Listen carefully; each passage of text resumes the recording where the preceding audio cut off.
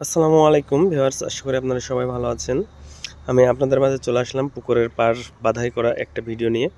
তো ভিউয়ার্স, আপনারা দেখতে পাচ্ছেন আমরা দীর্ঘদিন থেকে এই কাজগুলো করে আসছি। পুকুরের পাড় বাঁধাই করে এটা আমরা সুইমিং পুলে পরিণত করব। তো যাই হোক, আমাদের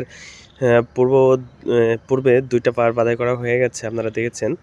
তো এটা আমরা এভাবে ফিনিশিং দিয়েছি, কেননা এটার উপরে আমরা কালার করে দেবো, ওয়াটারপ্রুফ কালার করে দিলে তখন আমাদের এটা টাইলসের কাজ হয়ে যাবে। এতে একটু খরচ কম হবে এবং ভালো দেখা যাবে। তো ভিউয়ার্স, আমরা গতকালকে ওই ঢালাইটা দিয়েছি, এটা আপনাদেরকে ভিডিও দিয়েছি, এটাও আপনাদেরকে দেখাবো আমরা কিভাবে অল্প খরচে পাড়গুলো বাঁধাই করা যায়। তো ভিউয়ার্স, আশা করি আপনারা অনেকেই ভয় পান যে এই পাড় বাঁধাই করতে পুকুরের কতই না টাকা খরচ হবে। আসলে এতটা বেশি টাকা খরচ হবে না।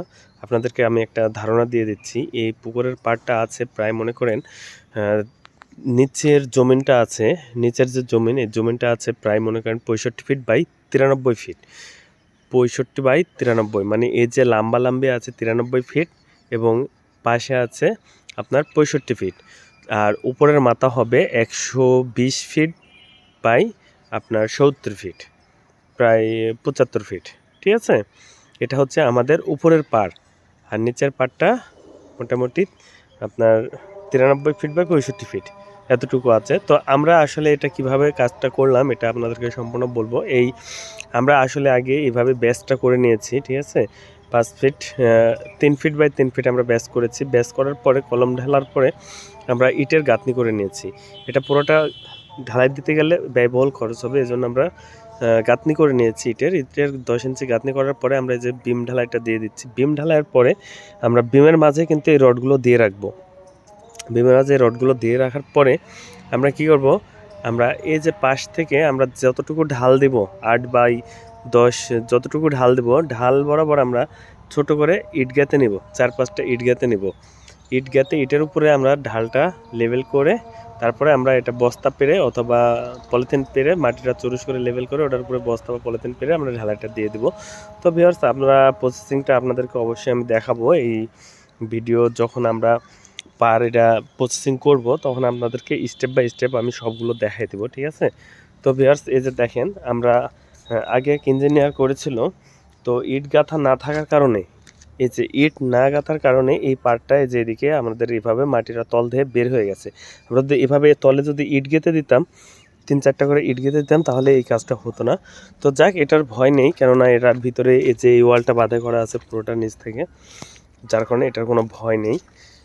আর তারপরে আপনাদেরকে আমি আরেকটা জিনিস দেখাতে চাচ্ছি, যে ইট গাঁথার কথাটা বলছি, সেই ইট গাঁথার ভিডিওটা আপনাদেরকে আমি এখন দেখাবো। এর আগে যেহেতু দেওয়া আছে যদিও বা, তারপরে আমি আপনাদেরকে এখন আবার দেখাবো। আমরা গতকালকে ঢালাই করেছি, এটা এখনও ফিনিশিং দেওয়া হয়নি, ঠিক আছে। এই ঢালাইটা গতকালকে করা হয়েছে, এটা আবার ফিনিশিং হবে, এরকমভাবে সুন্দর করে ফিনিশিং করা হবে। তো খারাপ আর যার কারণে মনে করেন উঁচা নিচা হতে পারে, এটা কিছু করার নেই, উঁচা নিচা হবেই। খাড়া অনেক, এখানে ঢালাই রাখা খুব কষ্টের ব্যাপার। তারপরে এই যে দেখেন, এখানে কিন্তু আমাদের ইট গাঁথা আছে। তো এই ইট গাঁথার কারণে এই যে তল দিয়ে, এই যে দেখতে পাচ্ছেন আমরা তলে কিন্তু ইট গাঁথা আছে, যে একটু একটু দেখা যাচ্ছে। ইট গাঁথার কারণে তল দিয়ে মাটিটা ঢুকে বের হয়ে যাওয়ার আর কোনো সম্ভাবনা নেই।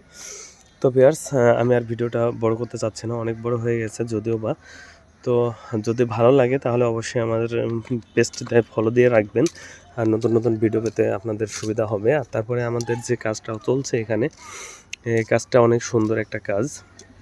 আমাদের বাউন্ডারির কিছু কাজ আছে, বিল্ডিংয়ের কিছু কাজ আছে, ইনশাল্লাহ আপনাদেরকে আমি সবগুলো দেখাবো পর্যায়ক্রমে। তো লাইক এবং ফলো দিয়ে আমার পাশে থাকবেন। যদি আপনারা একটা করে লাইক দেন তাহলে হয়তো আপনার ক্ষতি হবে না, কিন্তু আমার ভিডিও বানাতে ভালো লাগবে। যে আমার ভিডিওগুলো ভিউ হলে সেটা আমার অনেক ভালো লাগবে। আসলে ভাই, আমি তো কোনো আপনার ভিউ ব্যবসায়ী না যদিও বা, কিন্তু তারপরেও ভিডিও যখন ভিউ হয় তখন একটু ভালো লাগে ভিডিও বানাইতে। জাস্ট এতটুকুই, লাইক টাইক দিন, তাহলে ভালো লাগবে ভিডিওগুলো বানাইতে। তো ঠিক আছে ভিউয়ার্স, আজকে এ পর্যন্তই। আমি আবার দেখা হবে আপনাদের সঙ্গে নতুন কোনো ভিডিওতে। ভালো থাকবেন সবাই।